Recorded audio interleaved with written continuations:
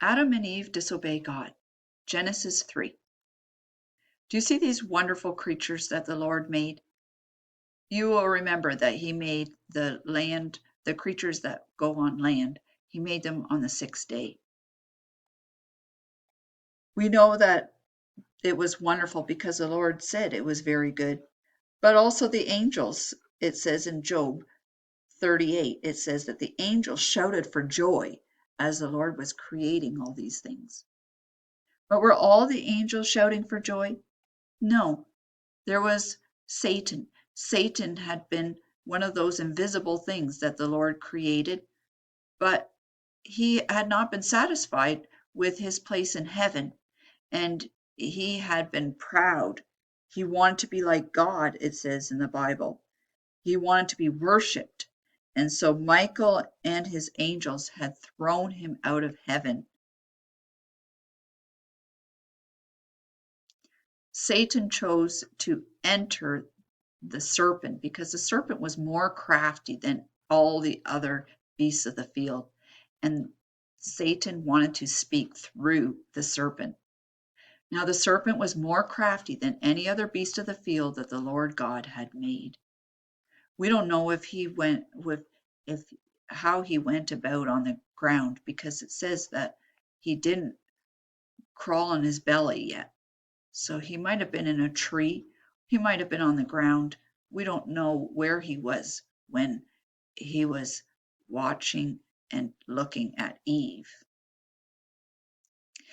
And he said to the woman, the serpent said to the woman, and the father of lies, Satan, was speaking through the serpent.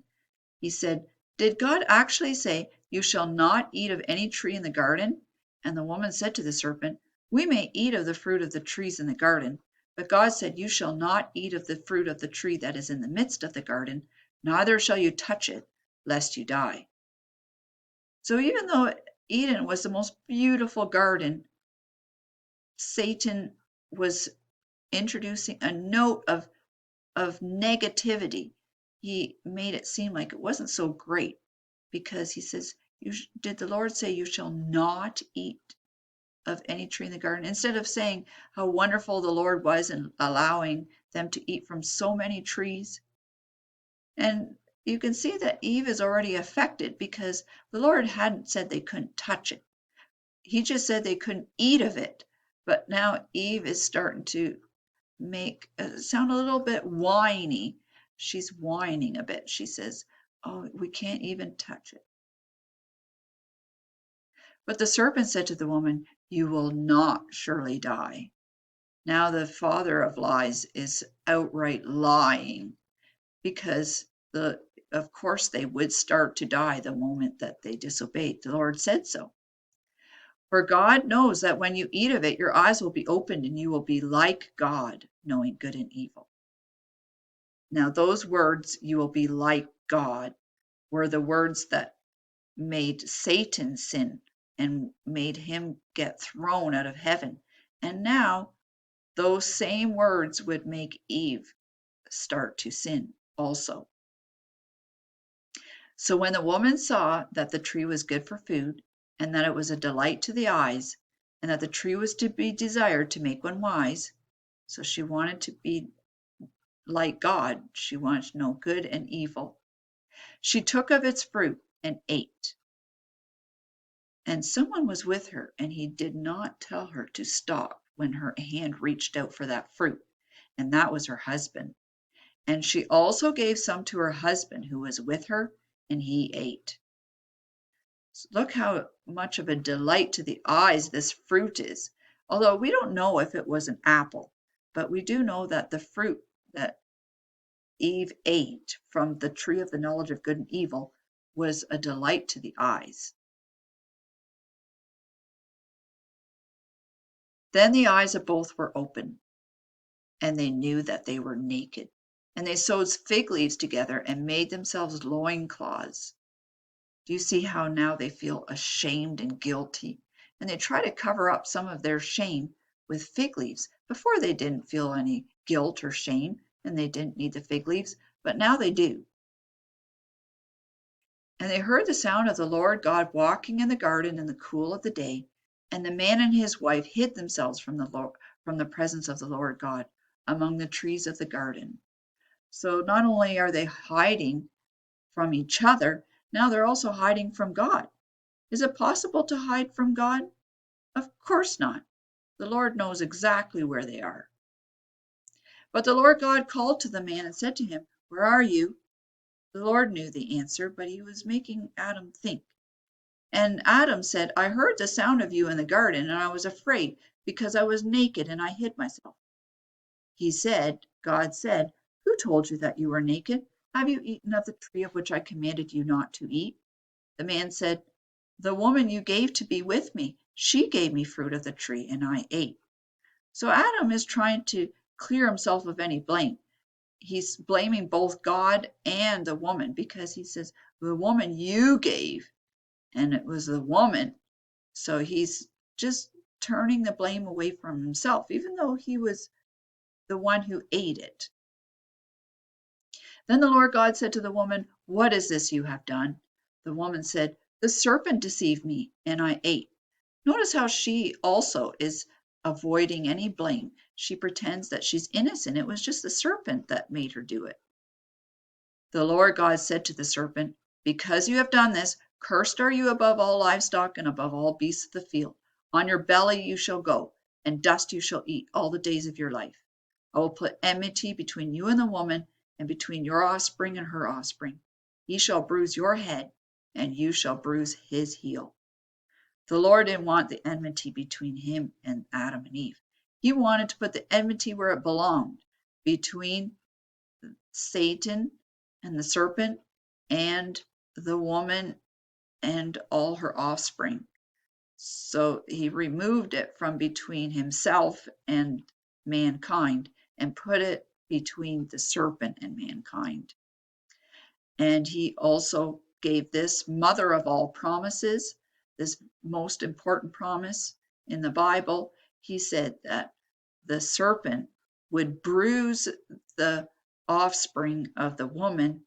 It would be painful, it would be on the heel,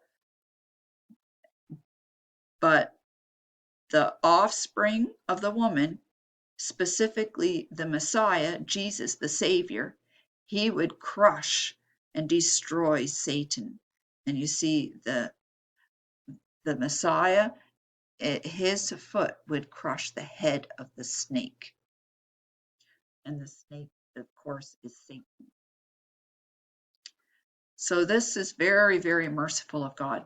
The Lord could have immediately put an end to all that he had made, including mankind, but instead he already came up with a way to deliver mankind so that we would not be eternally condemned like we deserved. To the woman he said, "I will surely multiply your pain in childbearing. In pain you shall bring forth children." To this day, women have pain when they birth children. "Your desire shall be contrary to your husband, but he shall rule over you." Not only that, but in marriage, the husband would rule and boss over the wife. And to Adam he said, "Because you have listened to the voice of your wife and have eaten of the tree of which I commanded you, you shall not eat of it. Cursed is the ground because of you. In pain you shall eat of it all the days of your life. Thorns and thistles it shall bring forth for you, and you shall eat the plants of the field. By the sweat of your face you shall eat bread, till you return to the ground, for out of it you were taken, for you are dust, and to dust you shall return." Adam would now have to face thorns, and it would be very difficult to earn a living.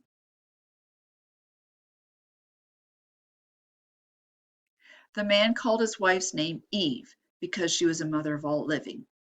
So, in this naming of his wife, by giving her this name, Adam showed that he trusted in God's promise that the woman would have offspring, and through those generations would come the Savior who would deliver his people.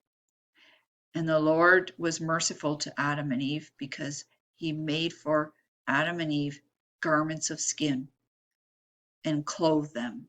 So the first blood was shed.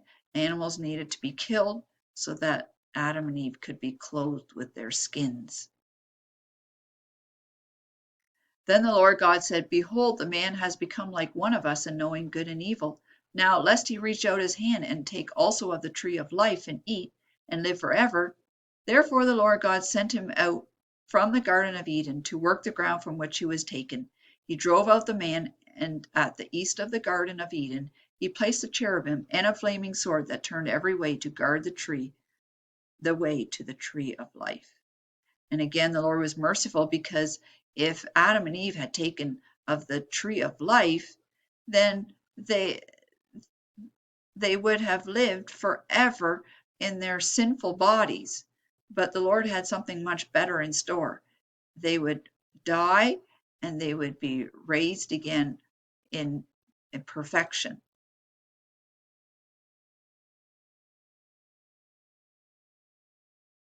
And from this story, even though it was the beginning of ugliness and sin, thorns, thistles, sickness, and death, yet from the ugliness came the beauty of God's mercy. But God, being rich in mercy, because of the great love with which He loved us, even when we were dead in our trespasses and our sins, made us alive together with Christ. It is by grace you have been saved. And the promise of crushing the head of Satan would come true when Jesus conquered sin and death. The chains of sin and the grip of sin would be broken by his obedience for our sake. He took our sins on himself. And now we no longer need to be afraid. We know that we will be with God eternally because it is with his blood, his precious blood, that we have been purchased.